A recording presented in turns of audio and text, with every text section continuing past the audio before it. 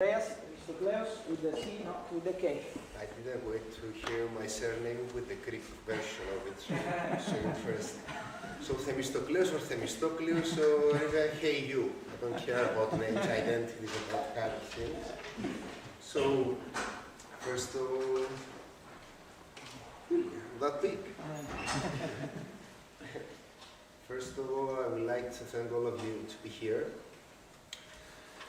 And before I start, I would also like to thank and also congratulate Vasilios for this initiative, and to state also that people like Vasilios and a few more people here, it's such a great inspiration of young, new, relatively younger researchers. So, in order to be within the proper time framework, I wrote down like a few ideas, because as a typical Greek-oriented person, I like to speak a lot.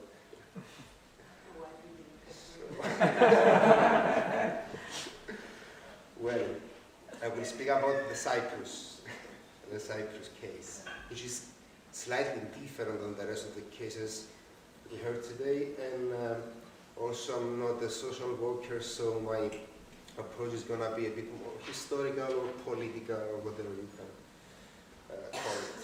So the initiation of the Cyprus problem in its contemporary form has its roots in the anti-colonial struggle against the British Empire and the subsequent proclamation of Cyprus independence in 1960.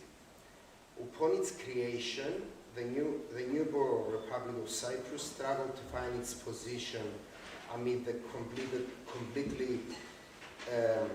complicated and fragile political realities, both at the domestic and international level. On the other hand, the new republic has to face also the exacerbation of the so-called Cold War confrontation and the rising authoritarianism in both Greece and Turkey, the so-called motherlands. While at the other hand, it had to deal with a chaotic intrastate political and ethnic conflicts, legacy of the colonial time, constructed over.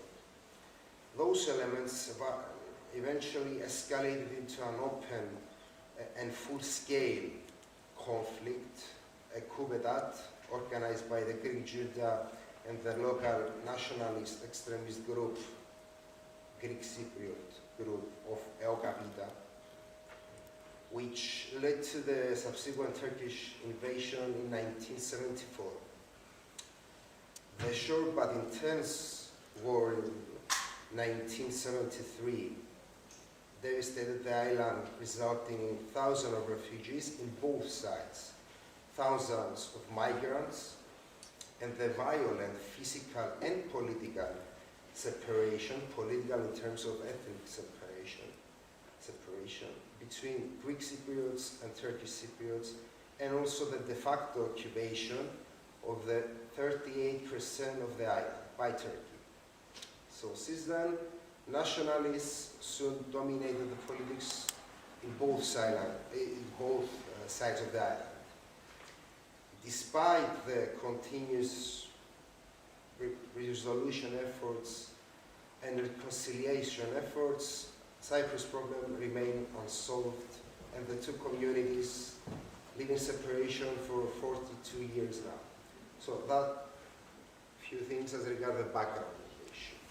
Now, as regards the Greek Cypriot side, the interesting about the Greek Cypriot refugees, let's say movement, if we can call it movement, is the fact that unlike other cases in contemporary history, it has never presented any signs, even signs of kind of radical identity.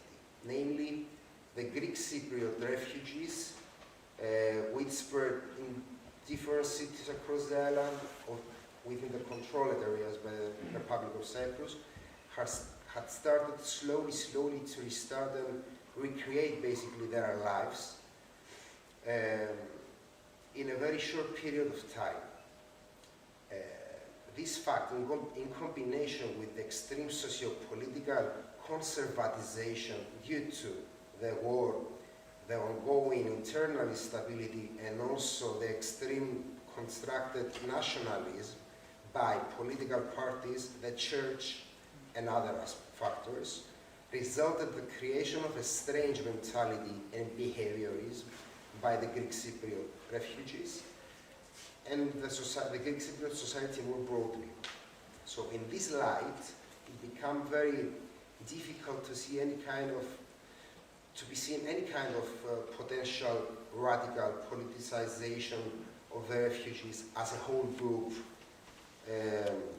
either in a sense of short or mid-term goals or aims or even actions.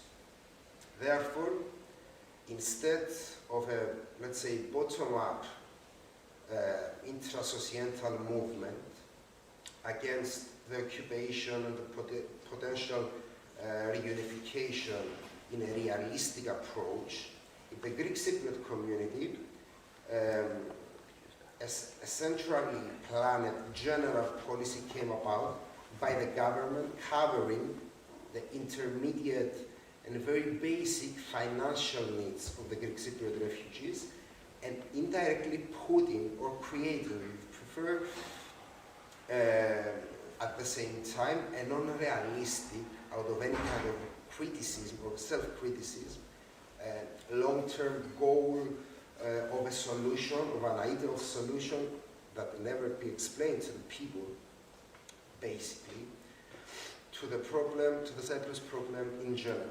However, there is just a general group of macro-level slogans, mainly by the political leadership, including parties, church, and so on, leading to an escalated, let's say, financialization and institutionalization of everything, leaving no room for any bottom-up social movement or actions.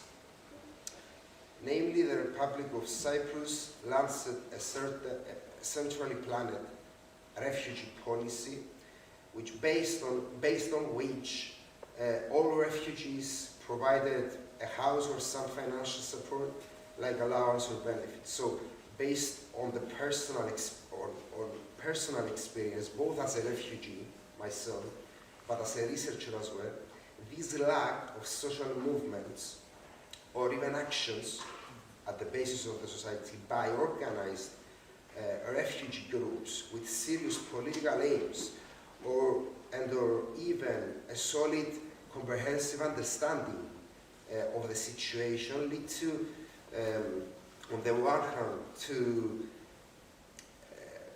the basis of Greek Cypriot society to understand and approach the issue in a very general and institutional way, while on the other hand it leads also to a deep socio-political conservatization of the vast majority of the people, regardless of ideological backgrounds.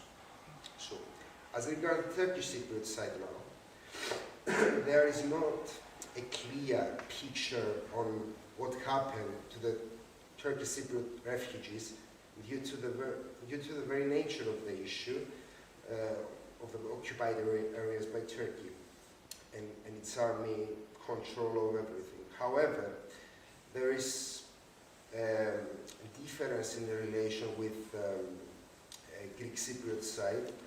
On the one hand, due to the fact that Turkey has immediately changed the demographic character of the population by bringing thousands of settlers, and on the other, the violent separation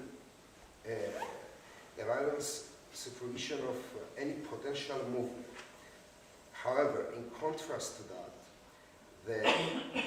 and based on several researchers and analysis, there is a kind of anti-settlers dynamic among the Turkish Cypriot society. This is due to the completely different, let's say, mentality and background between Turkish settlers and Turkish Cypriots as such. An example, very interesting example of this, of the relatively, let's say, non-harmonious relationship are the last few elections, the last few years, the elections in the last few years, in which, in the occupied areas, I mean, which based on various polls, Turkish Cypriots and Turkish settlers are voting a completely different way, in favor of completely different candidates and parties. So nowadays, 42 years basically later, the issue didn't dramatically change, as despite the reunification efforts, the Cyprus program continued to occur. Both Greek Cypriots and Turkish Cypriot refugees has, to a great degree, been assimilated with the non-refugee population. However, there is still several and huge issues that continues to occur in both terms of socio-political and socio-economic levels. So I'm very welcome for any kind of short questions. Thank you so much. I would like to refer about the picture behind me. It's a poster created, a paint basically created by Mihalis Kirilichas, a refugee, a Greek Cypriot refugee, which is beautifully, I can say, justify what is happening in Cyprus. The causes, as some people said before, and the impact. Thank you again.